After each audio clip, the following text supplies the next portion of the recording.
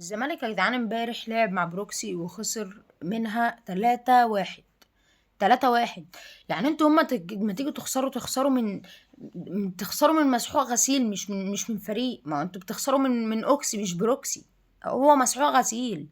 نعمل لكم ايه تاني؟ يعني احنا جبنا لكم فريق من الدرجه الثالثه او الرابعه بتهيألي. انتوا يا جدعان مخكم تعبان. امال بقى لو قلنا لكم روحوا العبوا مع فرق تونس، فرق الدوري في تونس، وروحوا وكسبوهم 5 و4، هتعملوا ايه؟ هتعملوا انتوا جبتوا لنا الشلل، جبتوا لنا. اقول ايه طيب؟ يعني انا اقول ايه؟ انا مش فاهم. بيقول لك ايه؟ احنا هنحط على الاهلي، احنا هنكسب الاهلي. انا مش عارفه اقول لكم ايه. قسما بالله انتوا تعبانين خالص. يعني انتوا المفروض انتوا نازلين بالفرقه الاساسيه، الفريق الاساسي اللي هتلعبوا بيه الرسميات الموسم الجاي، وهتبتدوا بيه الدوري تلعبوا فيه في كل البطولات. الفريق الاساسي محمد عواد، شيكوبانزا اللي انتوا جايبينه من خرابه، احمد شريف، عمرو ناصر، كل الصفقات الجديده. امال انتوا يعني انتوا بتخسروا وديات وبتخسروا رسميات وبتخسروا النهائيات.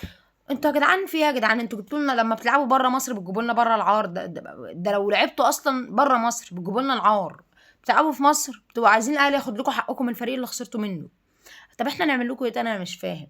اقسم بالله انا ما فاهم. مدرب بروكسي بيقول ايه يا جدعان؟ بيقول بالحرف كده اهو: في صفقات الزمالك مش صفقات السوبر اللي تقدر تنافس على كل البطولات في الموسم الجاي، والزمالك مش جايب صفقات عالية قوي، الزمالك جايب صفقات عادية، لعيبة عادية. هو قال لك كده. اقسم بالله قال لك كده. قال لك عبد الحميد المعالي لعيب كويس، يعني لعيب عادي، مش لعيب اللي هو بوم طخ زي ما هم عاملين، زي ما هم بيقولوا. لا، هو لعيب عادي. عبد الحميد المعالي مش حلو ولا وحش، هو لعيب عادي. قال لك كده والله، اقسم بالله بالنص بالحرف قال لك كده.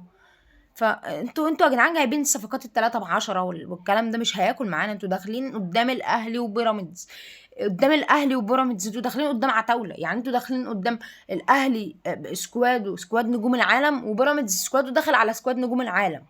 وانتوا داخلين على نجوم ايه؟ نجوم البط الكيني والوز الامريكي في الكونفدراليه. انتوا يا جدعان والمصحف والله العظيم، انتوا المواجهتين بتوع الاهلي وبيراميدز في الدوري الموسم الجاي لا تشيلوا فيهم سكور.